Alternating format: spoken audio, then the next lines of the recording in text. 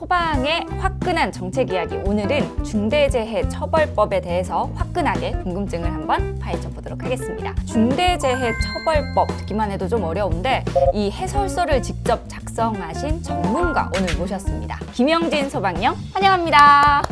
해설서를 직접 작성하셨다고요? 화재예방 총괄과 직원들하고 같이 편찬 연수를 했습니다. 다만 제가 주로 집필을 했기 때문에 바로 본론으로 들어가 볼게요. 어디까지를 중대재해로 봐야 되냐? 간단하게 설명을 드리면 중대재해가 두 종류가 있습니다. 중대산업재해가 있고 중대시민재해가 있습니다.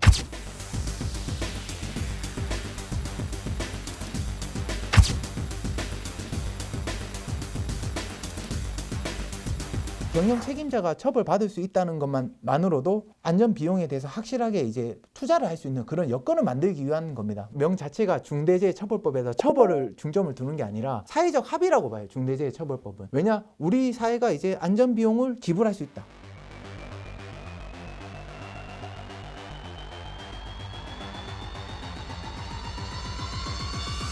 구분을 한다면 중대산업재해에 해당이 될 수 있습니다. 1월 27일인데 아직 적용은 되진 않습니다. 좀 철저한 규명이 이루어져야겠지만 반발도 만만치 않았을 것 같아요. 이게 비용이 좀 증가하는 부분이 있고 또 기간도 증가하고 이러다 보니까 그럼 뭐 우리 짓지 말라는 거냐, 이거 뭐 장사하지 말라는 거냐, 이런 반발도 있을 것 같아요. 내가 비용을 좀 더 지불하더라도 이 사람들 안전하게 일할 수 있는 작업 환경을 제공한다. 이런 합의가 필요하지 않나. 이전에는 이런 규정이 뭐 전혀 없었나요? 관리자라든지 관계인이라든지 그런 현장 종사자 위주로 처벌을 했었는데 중대재해처벌법은 정확하게 타겟을 경영 책임자로 보고 있는 겁니다. 기습 질문 들어갈게요. 안전체험관 같은 경우에는 소방청에서 이렇게 또 전국에 퍼져 있기 때문에 사고가 난다. 그럼 이건 청장님이 책임지시나요? 소방기본법 보시면 표정이 하나도 안 변하시네. 아 그래요? 당황했었어야 했는데 소방청이 지으면 소방청장이 책임집니다. 근데 안전체험관은 현재 시도지사에서 관리하고 있잖아요. 그러면 최고 경영 책임자는 시도지사가 되는 겁니다. 그러면 경기도에 있는 안전체험관에 사고 났다. 그럼 경기도지사가 책임지는 예, 겁니까? 그렇죠. 이제 안전은 정말 최고 책임자가 책임져야 하는 사실 빼놓을 수 없는 부분이긴 하니까 굉장히 고무적인 법이다 이렇게 생각이 되는데, 그럼 1월 27일 날 본격 시행이 되는데 사업주나 책임자가 즉각적으로 지금 해야 되는 어떤 그런 것들이 있을까요? 다중이업소는 대부분 이제 자영업 하시는 분들이 많습니다. 그럼 우리한테 너무 과도한 책임을 부과하는 게 아니냐. 그렇죠. 소상공인에 해당되면 이 법 적용을 제외하도록. 마밤 OX 퀴즈를 한번 준비해 주셨어요. 일반 음식점으로 영업장으로 사용하는 바닥 면적의 합계가 1000제곱미터 이상이래요. 그럴 경우에 중대재해처벌법 적용 대상이 되나요?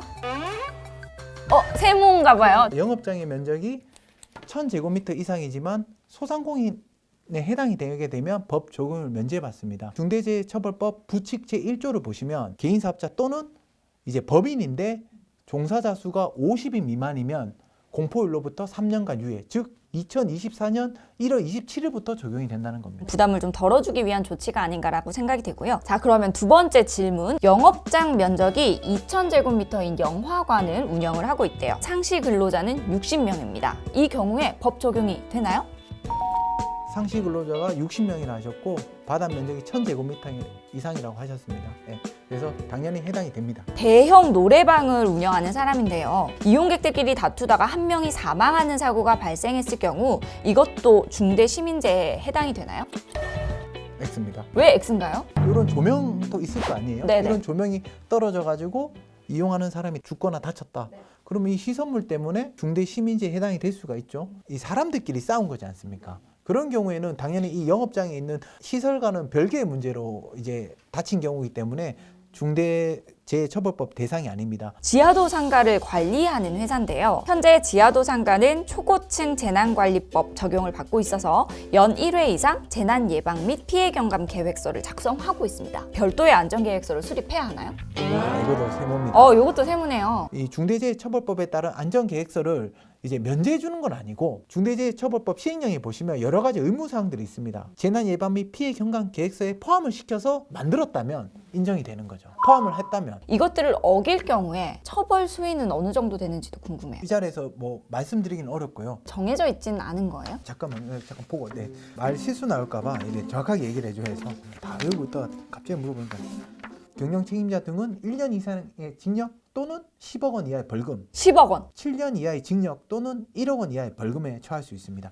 이 두 가지 차이점은 사망자가 발생했으면 더 세게 처벌을 하고 이제 부상자만 났을 경우에는 좀 더 약하게. 중대재해가 발생했을 경우에 그렇게 처벌을 받는다는 그렇죠. 거잖아요. 예, 평소에 처벌받는 일은 없습니다. 경영 책임자가 안전보건 확보 의무를 충실히 이행했다면 처벌받지 않습니다. 이런 재해가 발생할 때를 대비해서 평소에 이렇게 잘 지키고 준비를 잘 하시라. 맞습니다. 이런 가이드라인 같은 예, 거네요. 맞습니다. 마지막으로 우리 사업주나 안전 책임자 분들께 당부하고 싶은 말씀 있을까요?